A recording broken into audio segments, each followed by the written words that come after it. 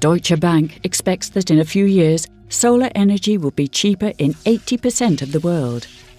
Mike Eckhart of Citibank, who's been active in the field of sustainable energy for 40 years, is not surprised. All of this is very predictable if you know manufacturing economics, and all of my team in those days were engineers with MBAs, so they knew how to run these estimates. All this has been very predictable, actually. And the 70s was the beginning of all this, and I picked it up right at the beginning.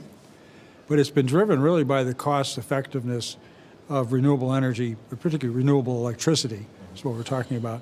Just in these last 3 to 5 years, particularly 5 years, the cost of solar cells has dropped tremendously.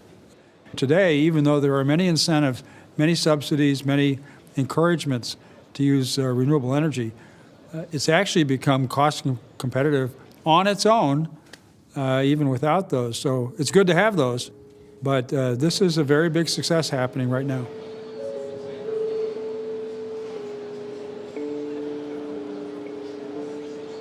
I have never had any doubt that the costs of these technologies would come down.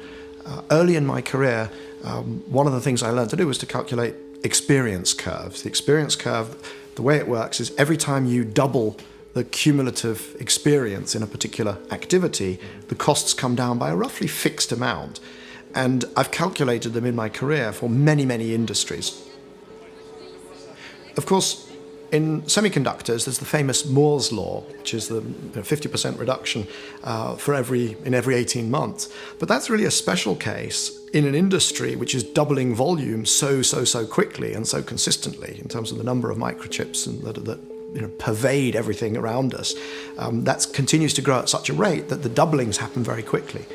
It's the same with whether it's the solar cells and panels, or whether it's the inverters, or whether it's the software that you use to control it.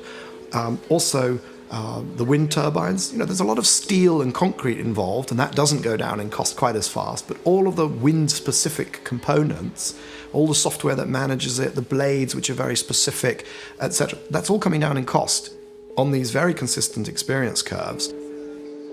The destination, that sense of inevitability, you have no doubt, because it's just wait and then you'll reach that tipping point.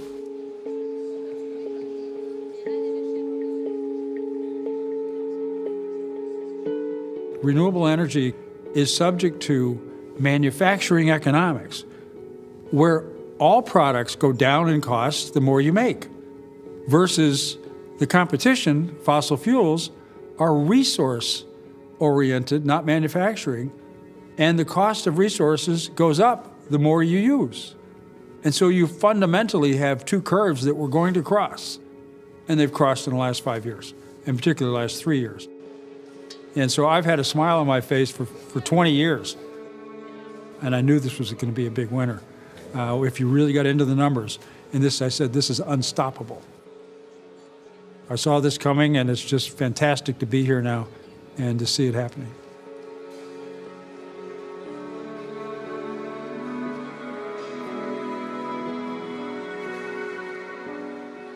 And then wind turbine costs have really come down as they build bigger towers, longer blades, more efficient gearboxes. The whole thing has just improved. And so the cost of solar electricity, the electricity from solar energy, has dropped 80% in the last 5 years. The cost of wind electricity has dropped 50% in the last 5 years. So in both cases, the electricity from wind and solar has come into economic competitiveness finally. To save us from climate change, the world needs to switch to sustainable energy. It is doable, but only if the energy becomes really cheap.